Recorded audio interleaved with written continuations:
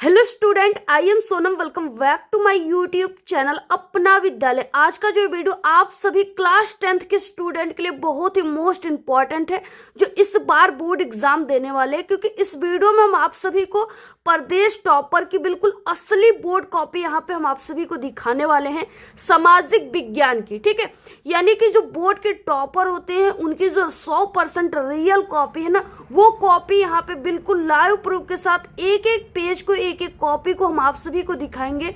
और यहाँ पे आप लोग देख सकते हो कि हमारे पास बोर्ड एग्जाम की इस तरीके से कई कॉपियां हैं जो कि टॉपरों की कॉपी है। और इन कॉपियों में आप लोग देख सकते हो कि अलग अलग नंबर इस तरीके से मिले हुए हैं। और जो भी टीचर इस कॉपियों को चेक किए बोर्ड के, वो इतने भर भर के नंबर इसमें दिए हुए, इतने नंबर आखिरकार वो क्यों इस कॉपियों में दिए, आखिरकार इनमें क्या ऐसा लिखा गया है जो टॉपर बच्चे होते हैं, प्रदेश टॉपर, स्टेट रैंक के पहले, वो कैसे लिखते हैं। ठीक है, तो इस वीडियो में हम आपको पूरा कॉपी ही टॉपर की दिखा देंगे कि आखिरकार जो बोर्ड की कॉपी चेक करने वाले एग्जामिनर होते हैं, जो टीचर होते हैं, जो ये सभी टॉपरों की कॉपियों को चेक किए, वो यानी आखिरकार इन कॉपियों में क्या लिखा है जो इतना मजबूर होकर ये इनको पूरे भर भर के नंबर दिए हुए हैं। ठीक है, आप लोग देख सकते हो कि हमारे पास कई कॉपियां है। सोशल साइंस क्लास 10 से हमारे पास बोर्ड एग्जाम की कई क्लास 10 सोशल साइंस की कॉपियां हैं, जिसमें इस तरीके से एक कॉपी में 70 नंबर पूरे मिल गए हैं। ठीक है, उसके बाद यहाँ पे 70 में यहाँ पे 68 नंबर मिले हैं। एक कॉपी है जिसमें 70 में 69 नंबर मिले। आखिरकार जो एक नंबर कटा है वो कहाँ पे कटा है, किस कारण से कटा है। ठीक है, और बाकी की जो कॉपी में इतने नंबर कैसे कट गए, कैसे इनको इतने नंबर मिले हैं। और यहाँ 70 में 70 नंबर वाली कॉपी आखिरकार ये जो टॉपर बच्चे कैसे लिखे हुए हैं, किस तरीके से लिखे, इनके लिखने की तरीका क्या है जिसके कारण इनको पूरे 70 में 70 नंबर मिले, आधे अंक भी इनके नहीं कटे हैं। तो पूरी कॉपी को यहाँ पे लाइव प्रूफ के साथ दिखाएंगे। और आप सभी लोगों की जो हमेशा आप लोग की डाउट रहती है, आप लोग हमेशा क्वेश्चन करते हो कि मैम हमें जैसे सोशल साइंस की पेपर है सामाजिक विज्ञान का, तो हमें लॉन्ग क्वेश्चन कितने पेज में लिखना है, शॉर्ट क्वेश्चन कैसे लिखनी है, क्या शॉर्ट क्वेश्चन में भी हमें हेडिंग का यूज करके लिखनी, मानचित्र को कैसे भरनी है। तो सभी आपके जितने भी डाउट है, जितने भी क्वेश्चन आपके माइंड में चल रहे हैं ना, इस पूरे वीडियो को देखने के बाद आपके पूरा डाउट 100% क्लियर हो जाएगा। आपके सभी क्वेश्चन के आंसर इस पूरे वीडियो में ही मिल जाएगा, क्योंकि यहाँ पे हम आपको बोर्ड टॉपर की कॉपी ही दिखा देंगे। क्योंकि हमने सोचा कि इतने क्वेश्चन आप लोग कर रहे हो, इससे अच्छा कि हम आपको बोर्ड टॉपर की कॉपी ही दिखा दें और आप सभी की जो कॉन्फिडेंस लेवल है वो भी बढ़ जाएगी। ठीक है, तो यहाँ पे और आप लोग बहुत ही लकी हो जो इस वीडियो पे क्लिक किए हो, आपके लिए वीडियो बिल्कुल वरदान सिद्ध होगा, बहुत ही यूजफुल है आपके लिए। और इस कॉपी में जितने क्वेश्चन है ना, सभी इंपॉर्टेंट है। इसको तैयार कर लेते हो तो आप सभी के एग्जाम में अच्छे नंबर भी आ जाएंगे, मार्क्स भी आ जाएंगे। तो आप सभी को एक एक कॉपियों को दिखाने वाले हैं। और ये जो बोर्ड की कॉपी है ना, ये आपको पूरे यूट्यूब पर कहीं पर भी नहीं मिलेगी, क्योंकि ये कॉपी सिर्फ एक एग्जामिनर के पास होता है जो बोर्ड की कॉपी चेक करता है। और हम खुद पिछले 5 सालों से बोर्ड एग्जाम की कॉपी चेक करें, इसलिए ये परमिशन सिर्फ हमें ही मिला है इन कॉपियों को दिखाने के लिए और बच्चों के हेल्प के लिए। ठीक है, तो पूरी कॉपी अच्छे तरीके से दिखाने वाले। सबसे पहले इस वीडियो को लाइक कर दीजिए, चैनल पर ना तो चैनल को सब्सक्राइब करके बेल आइकन को जरूर प्रेस कर दीजिए। इस वीडियो को आप लोग अपने सभी दोस्तों में जरूर शेयर कीजिए। आप लोग यहाँ पे देख सकते हो कि हमारे पास बोर्ड का पेपर है इस तरीके से, और इस पेपर और यहाँ पे कई कॉपी, जिसमें से 70 में 70 नंबर वाली टॉपर की ये जो कॉपी है, इसको हम आपको सबसे पहले दिखाएंगे, बाकी की कॉपियों को लास्ट में हम आप सभी को दिखाएंगे। तो देखिए, सबसे पहले कि आप सभी के सोशल साइंस का जो है बोर्ड का बिल्कुल 100% रियल कॉपी है। और इस कॉपी में आप सभी को किस तरीके से लिखना है, तो सबसे पहले ये सभी चीजें आपको भर देनी है, रोल नंबर, शब्दों में, अंकों में, विषय वगैरह, डेट वगैरह सभी चीजें। और ये बच्चे ने A+B+C कॉपी ले रखा, आखिरकार इन्होंने कैसे लिखा, किस तरीके से लिखा जो इनको इतनी कॉपी लेनी पड़ी। और देखिए यहाँ पे जो पेपर है ना, सबसे पहले इस पेपर में इस तरीके से ऑब्जेक्टिव क्वेश्चन दिया होता है। और ऑब्जेक्टिव क्वेश्चन का आंसर आप सभी को OMR आंसर शीट पे लिखना है। और OMR शीट जो है वो कंप्यूटर के द्वारा चेक होता है, उसे टीचर चेक नहीं करते हैं। अब देखिए, इसमें लिखने वाला क्वेश्चन जो है यहाँ से स्टार्ट होता है। और टॉपर बच्चे जो है वो कैसे आंसर को लिखते हैं, तो जैसे आप लोग इस कॉपी की फ्रंट पेज को ऐसे पलटते हो, तो यहाँ से जो पेज आता है इसी जगह से क्वेश्चन के आंसर को लिखना स्टार्ट करना होता है, जैसे ये टॉपर स्टूडेंट ने लिखा हुआ है। ठीक है, अब देखिए इन्होंने कैसे लिखा जिसके कारण इनको पूरे अंक मिले हुए हैं। सबसे पहले देखिए, लिखने वाला क्वेश्चन खंड व वर्णनात्मक फर्स्ट यहाँ से स्टार्ट होता है।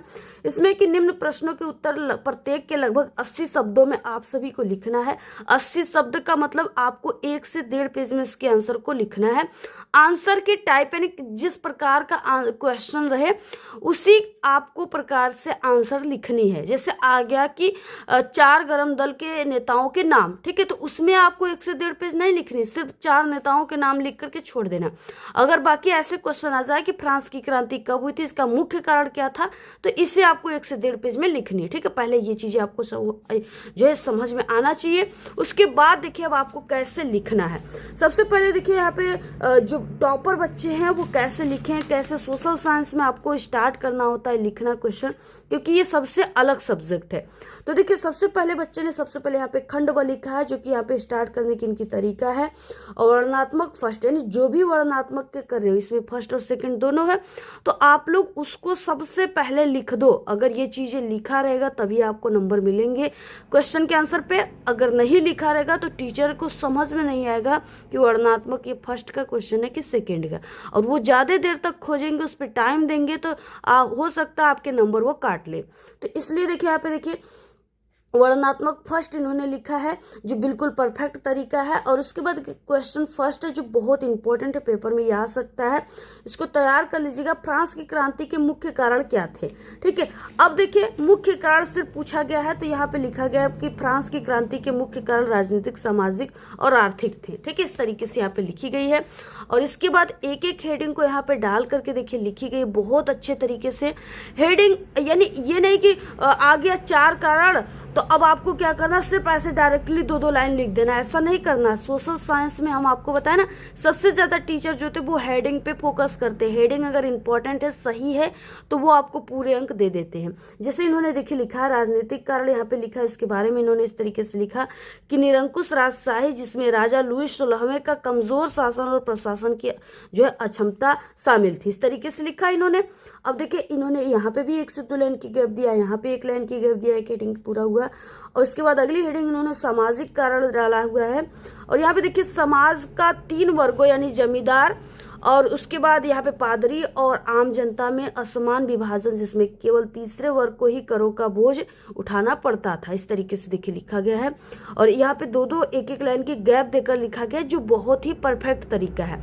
ठीक है, टीचर जो होते हैं वो आपके पहले पेज को देखकर इंप्रेस होते हैं, खुश होते हैं, प्रसन्न होते हैं, इसलिए आपको पहले पेज को थोड़ा सजा करके एक अच्छा जो तौर तरीका होता है टॉपर, सही ढंग वो चीजें अपना करके ही लिखना है। जैसे ये बच्चे ने लिखा है, इनको पूरे देखिए यहाँ पे 2 नंबर का, यानी ये यहाँ पे क्या है कि 4 आप सभी को लिखना है कारण, तो पहला ये, दूसरा ये, 2 कारण यहाँ पे है, टीचर यहाँ पे 2 नंबर दे दिए।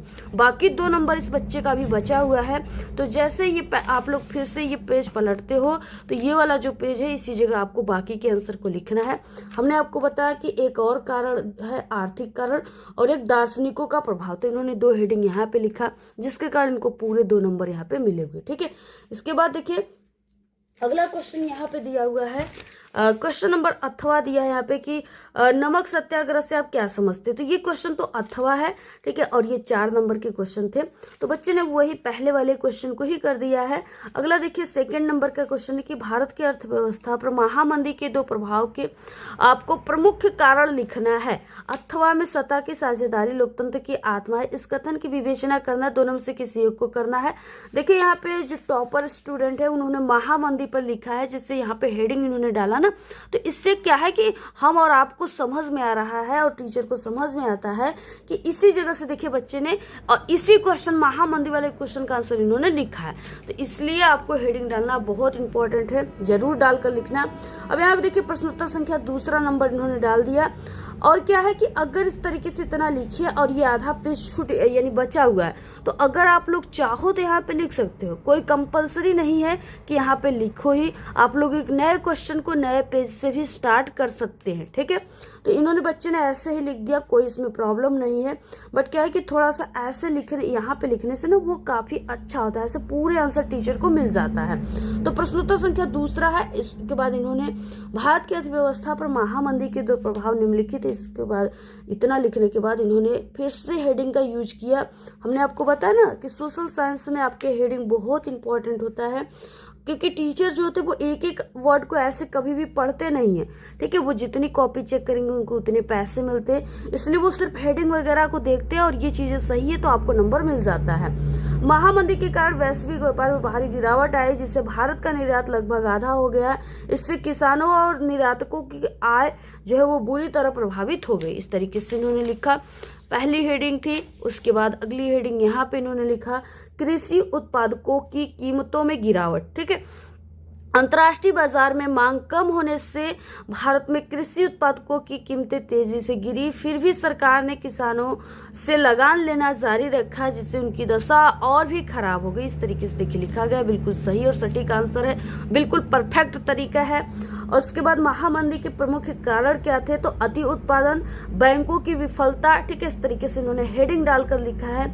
यहाँ पे देखिए प्रथम विश्व युद्ध के बाद अमेरिका और यूरोप में कृषि और औद्योगिक क्षेत्र में अति उत्पादन की समस्या थी। बैंकों की विफलता में कई बैंकों दिवालिया हो गए, क्योंकि उन लोगों ने अपने पैसे निकालना शुरू कर दिया और बैंक ऋण वापस नहीं ले पाए, ठीक है। इस तरीके से देखिए लिखा गया। पूरे 4 नंबर मिला है इनको, क्योंकि यहाँ पे 1 से 1.5 पेज में इन्होंने आंसर लिखा है। पूरा स्क्रीनशॉट ले लीजिए, इंपॉर्टेंट है, आएगा एग्जाम में। ऐसे आपको भी लिखनी है। आधे नंबर भी दुनिया के कोई भी एग्जामिनर नहीं काट पाएंगे, ठीक है। वो पूरे के पूरे नंबर दे करके जाएंगे। अगर वो चाह कर भी सोचे कि एक आधा नंबर 1 नंबर काट लेना, फिर भी हम आपको ये जो तरीका बता रहे, इस तरीके से अगर लिखोगे टॉपर की जो तरीका है, तो आधे नंबर भी नहीं काटेंगे टीचर, कोई भी एग्जामिनर नहीं काटेंगे। अगला देखिए क्वेश्चन नंबर 3 है कि खनिज के संरक्षण की विवेचना कीजिए अथवा भारतीय अर्थव्यवस्था में वैश्वीकरण के महत्व की विवेचना करना है। 4 नंबर का क्वेश्चन है, दोनों में से किसी एक को करना है। बच्चे ने खनिज संरक्षण की विवेचना की, निम्नलिखित जो है इसको इन्होंने किया है। तो पहले प्रश्नोत्तर संख्या 3 और खनिज संरक्षण की विवेचना निम्नलिखित है, ऐसे लिखने के बाद इसमें भी देखिए इन्होंने हेडिंग का यूज किया। हम आपको बताते कि जब भी आप लोग क्वेश्चन का आंसर याद कीजिए सोशल साइंस में ना, तो आप लोग ये क्या लिखा है इसको कम, हेडिंग को ज्यादा फोकस कीजिए, उसको ज्यादा याद कीजिए, ठीक है। क्योंकि हेडिंग अगर हेडिंग याद है तो उसके बारे में आपको सभी चीजें पता चले जाएगा, ठीक है। तो यहाँ पे देखिए सतत उपयोग, इस तरीके से इन्होंने हेडिंग डाला, जिसके बारे में इन्होंने इस तरीके से लिखा है कि खनिजों का उपयोग विवेकपूर्ण और टिकाऊ तरीके से किया जाना चाहिए ताकि बर्बादी को रोका जा सके। उसके बाद 1 से 2 लाइन की गैप इन्होंने दिया है, यहाँ पे 2 लाइन की भी देते हो तो अच्छी बात है।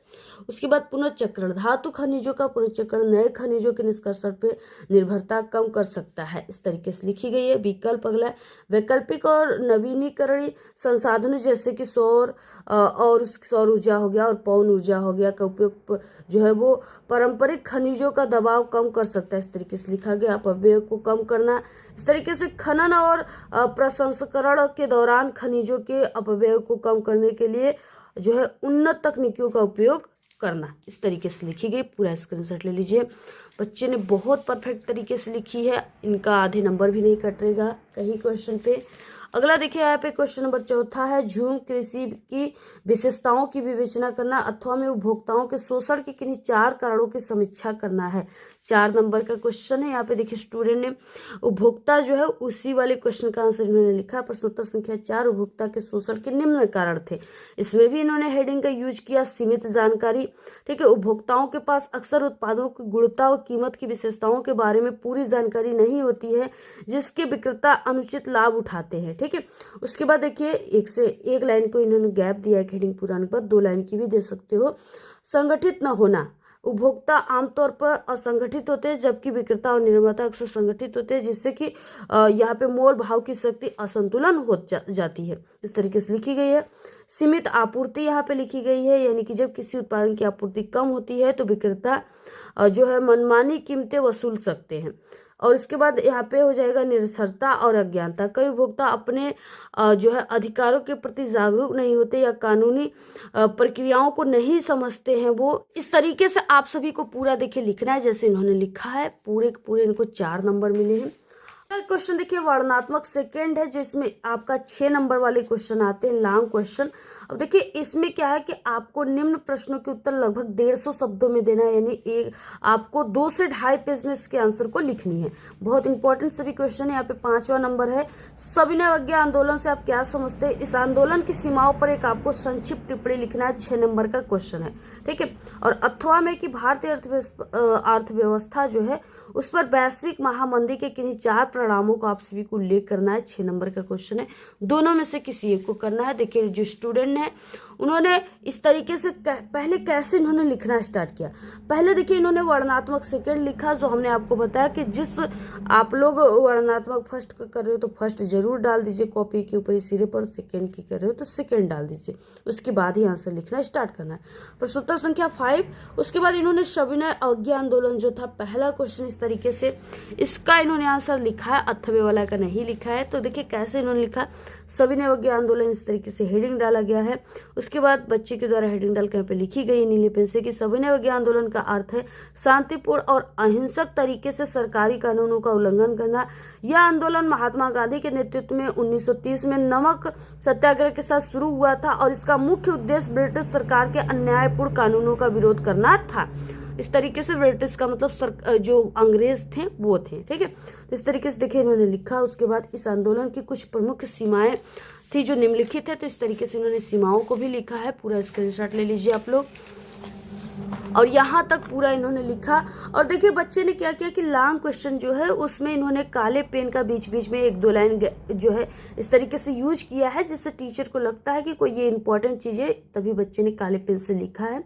और जो लॉन्ग क्वेश्चन रहता है ना उसमें आपको 1-2 लाइन ऐसे जो है काले पेन का यूज करके जरूर लिखना होता है, तो जरूर आप लोग लिख दीजिए, ये अच्छा लगता है देखने में भी। तो यहाँ पे पूरे 6 नंबर मिले, आधे अंक भी इनके नहीं कटे हैं। बाकी के क्वेश्चन देखिए यहाँ से स्टार्ट होता है।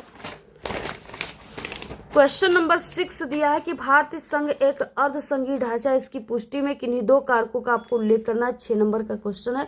अथवा में लोकतांत्रिक सुधार से आप क्या समझते हैं? इसके लिए उठाए जा सकने वाले किन्हीं 2 कदमों का आप सभी को उल्लेख करना है, 6 नंबर का क्वेश्चन है। दोनों में से किसी एक को करना है।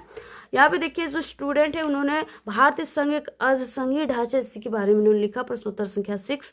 और इसके बाद इन्होंने इस तरीके से हेडिंग डाला हुआ है, उसके बाद यहाँ से लिखना स्टार्ट किया है। पूरा आप लोग यहाँ पे देख सकते हो, स्क्रीनशॉट ले लीजिए। इसकी पुष्टि में 2 कारक आता है। पहला एकल नागरिकता आता है जो इस तरीके से लिखी गई है, आप लोग देख सकते हो यहाँ पे। और उसके बाद देखिए अगला यहाँ पे हो जाएगा सशक्त केंद्र सरकार, ठीक है। सशक्त केंद्र सरकार इस तरीके से लिखी गई है, आप लोग यहाँ पे देख सकते हो। बहुत इंपॉर्टेंट क्वेश्चन है सभी। उसके बाद देखिए यहाँ पे आ गया अगला क्वेश्चन, इस तरीके से बच्चे ने लिखा है यहाँ पे। 7वां नंबर का क्वेश्चन है कि मृदा अपरदन का क्या अभिप्राय है? इस समस्या के समाधान हेतु कोई 4 आप सभी को उपाय सुझाना है। और ये बहुत इंपॉर्टेंट क्वेश्चन है, एग्जाम में 100% आ सकता है। तो देखिए आप सभी को लिखना कैसे है, पहले इन्होंने जैसे हेडिंग डाला वैसे आपको हेडिंग डालकर लिखना है मृदा अपरदन का अभिप्राय। और हेडिंग आपको याद करने की जरूरत नहीं है, इसी क्वेश्चन में ही हेडिंग रहता है। जैसे यहाँ पे मृदा अपरदन है ना, तो आपको यहाँ से ये हेडिंग मिल गया कि मृदा अपरदन, ठीक है। तो इस तरीके से इन्होंने जैसे लिखा वैसे लिखना है।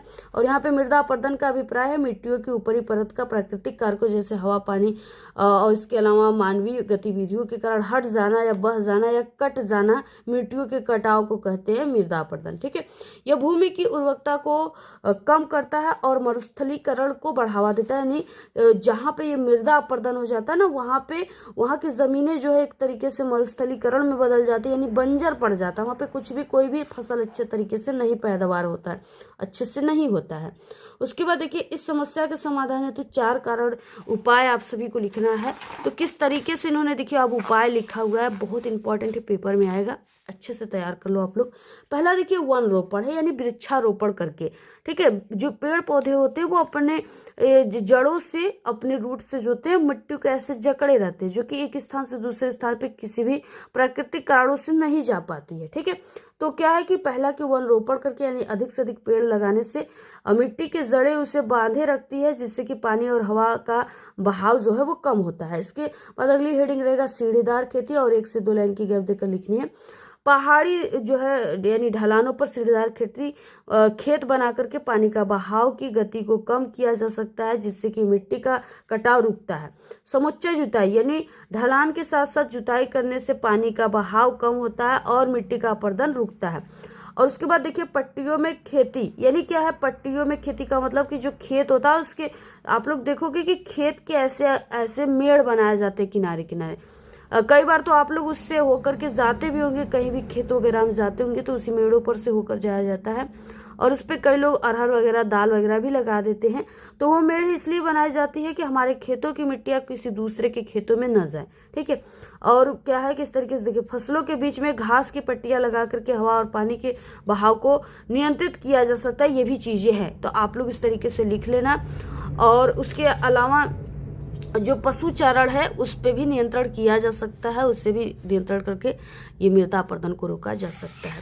उसके बाद देखिए यहाँ से क्वेश्चन स्टार्ट है। 8वें नंबर का क्वेश्चन है कि विकास की अवधारणा क्या है, सामान्यतः इसमें किन घटकों को सम्मिलित किया जाता है। अथवा द्वितीय यहाँ पे है कि तृतीय क्षेत्र क्या है, इसकी विशेषताओं की समीक्षा करना। दोनों में से किसी एक को करना है। 6 नंबर का क्वेश्चन है। अब देखिए किस तरीके से जो स्टूडेंट है उन्होंने लिखा। प्रश्नोत्तर संख्या 8 विकास की अवधारणा, इन्होंने सबसे पहले क्वेश्चन से हेडिंग निकाला है और इस तरीके से लिखने के बाद यहाँ पे देख सकते हो, पूरा स्क्रीनशॉट ले लीजिए। सामान्यतः इसमें निम्नलिखित घटकों को सम्मिलित किया जाता है। पहला है प्रति व्यक्ति आय, दूसरा साक्षरता दर है और तीसरा अगर आप लोग लिखना चाहो जो है, अगर आप लोग लिखना चाहते हो तो स्वास्थ्य की स्थिति आप लोग लिख सकते हो, क्योंकि स्वास्थ्य ही धन है, तो वो हेडिंग आप लोग जरूर लिखिए।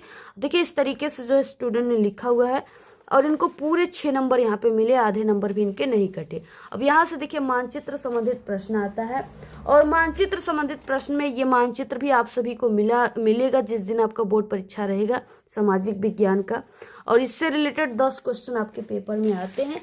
जैसे यहाँ पे देखिए इस तरीके से मानचित्र संबंधित प्रश्न दिया। 9 नंबर का ए है कि निम्नलिखित स्थानों को भारत के दिए गए रेखा मानचित्र में आपको ये जो चिन्ह है ना, इसी से आपको दर्शाना है और सही नाम तथा सही अंकन के लिए आधा प्लस आधा नंबर आपको निर्धारित किया जाएगा। यहाँ देखिए वह स्थान जहाँ सितंबर 1920 में भारतीय राष्ट्रीय कांग्रेस का अधिवेशन हुआ था, तो ये कहाँ पे हुआ था आपको इसमें, और जब भी ये बनाना है ना, ये भरना है तो पेंसिल से ही आपको भरना है, पेन से नहीं भरना है, ठीक है। तो जैसे इन्होंने देखिए भरा हुआ है वैसे आप सभी को भरना है सभी चीजें। यहाँ पे कई क्वेश्चन दिया। वो स्थान जहाँ जलियांवाला बाग हत्याकांड हुआ था, और वो स्थान जहाँ महात्मा गांधी ने नमक कानून तोड़ा था। गुजरात का वो स्थान जहाँ किसानों ने सत्याग्रह आंदोलन किया था। वो स्थान जहां 1929 में भारतीय राष्ट्रीय कांग्रेस का अधिवेशन हुआ था। तो जैसे यहाँ पे देखिए सभी क्वेश्चन का आंसर लिखी गई है, वैसे आप सभी को भी लिखनी है। अगर ऐसे लिखते हो तो पूरे के पूरे 10 नंबर आप सभी को मिलेगा। और इसके बाद देखिए यहाँ पे अब देखिए इसको भरते समय आपको पेंसिल का यूज करना है, जैसे ये टॉपर स्टूडेंट ने किया। पेन से आपको इसको नहीं भरना है। और इसमें देखिए इस तरीके से क्वेश्चन दिया हुआ है, सितंबर 1920 में भारतीय राष्ट्रीय कांग्रेस का अधिवेशन किस स्थान पे हुआ था। अब देखिए क्या है, और यहाँ पे देखिए इस तरीके से क्वेश्चन है और इसमें पहला क्वेश्चन है वो स्थान जहाँ सितंबर 1920 में भारतीय राष्ट्रीय कांग्रेस का अधिवेशन हुआ था, बहुत इंपॉर्टेंट है। और आप सभी को देखिए ये जो मानचित्र है ना, इसको पेंसिल से भरनी है, पेन से नहीं भरनी है, ठीक है। ये चीजें आपको ध्यान रहे। अब देखिए वो स्थान जहाँ सितंबर 1920 में भारतीय राष्ट्रीय कांग्रेस का अधिवेशन हुआ था, तो कहाँ पे हुआ था, कोलकाता में, ठीक है। इस तरीके से मानचित्र कार्य इन्होंने लिखा। प्रश्नोत्तर संख्या 9 नंबर का है और यहाँ पे पहला नंबर कोलकाता है। कोलकाता को इस तरीके से यहाँ पे लिखी गई है। अगला क्वेश्चन देखिए, वो स्थान जहाँ जलियांवाला बाग हत्याकांड हुआ था, तो ये अमृतसर पंजाब में हुआ था। ऐसे 2nd नंबर यहाँ पे अमृतसर जो है, ये 4 पंखुड़िया जो इसी में अमृतसर, इस तरीके से देख सकते हो। बाकी मानचित्र भरने की बहुत जबरदस्त ट्रिक की वीडियो चैनल पे हमारे अपलोड है, पूरा आप लोग जरूर देख लेना। बहुत जबरदस्त हमने बताया है, कल ही वीडियो आया है। और इसके अलावा पास होने की ट्रिक अभी अभी तुरंत हमने वीडियो अपलोड किया, आप लोग जरूर उसको देख लीजिएगा। वायरल पेपर भी चैनल पे बता दिए गए हैं। अब यहाँ पे देखिए वो स्थान जहाँ से महात्मा गांधी ने नमक कानून तोड़ा था, तो दांडी, यहाँ पे देखिए इस तरीके से डायना के शोर के मुंह में जो है इस तरीके से डांडी है और यहाँ पे बच्चे ने कॉपी पर ही डांडी लिखा हुआ है। और उसके बाद गुजरात का वो स्थान जहाँ किसानों ने सत्याग्रह आंदोलन किया था, तो किसान सत्याग्रह आंदोलन खेड़ा यानी अहमदाबाद में किए थे, तो इस तरीके से खेड़ा लिखी गई है। वह स्थान जहाँ 1929 में भारतीय राष्ट्रीय कांग्रेस का अधिवेशन हुआ था, तो ये हुआ था लाहौर में, जो इस तरीके से लिखी गई है सभी चीजें, ठीक है। पूरा आप लोग इसका भी स्क्रीनशॉट ले लीजिए। बाकी के क्वेश्चन यहाँ से स्टार्ट होते हैं। देखिए ये 9 नंबर का बी क्वेश्चन है, जो कि इस तरीके से बच्चे के द्वारा लिखी गई है। पूरा इसका स्क्रीनशॉट ले लेना आप लोग। प्रश्नोत्तर संख्या 9 नंबर का बी, और यहाँ पे सभी चीजें देखिए लिखी गई है। यहाँ पे देखिए निर्देश यानी निम्नलिखित प्रश्नों में के उत्तर तो यहाँ पे देखिए निर्देश है कि दिए गए भारत के मानचित्र को आपको निम्नलिखित को दर्शाना है। उत्तर भारत की एक नदी, आपको ये जो चिन्ह है इससे दर्शाना है। उत्तर भारत की एक नदी गंगा नदी है, तो इस तरीके से ये पूरा यूपी का एरिया है और यूपी में ही बनारस स्थित है, वाराणसी, तो यहाँ पे गंगा नदी इस तरीके से दर्शाया गया है। एक ताप विद्युत केंद्र, ये जो चिन्ह इससे दर्शाना है, तो ताप विद्युत केंद्र विंध्याचल ताप विद्युत स्टेशन हो जाएगा। इस तरीके से यहाँ पे भोपाल में इसको दर्शाया गया है, सॉरी सिंगरौली में है, ठीक है। उसके बाद देखिए यहाँ पे भारत के पूर्वी तट का एक समुद्री पतन बंदरगाह, आपको जो चिन्ह है ना इसको आपको बनाकर ही दर्शाना है। तो यहाँ पे चेन्नई इस तरीके से देखिए बनाकर इन्होंने दर्शाया हुआ है।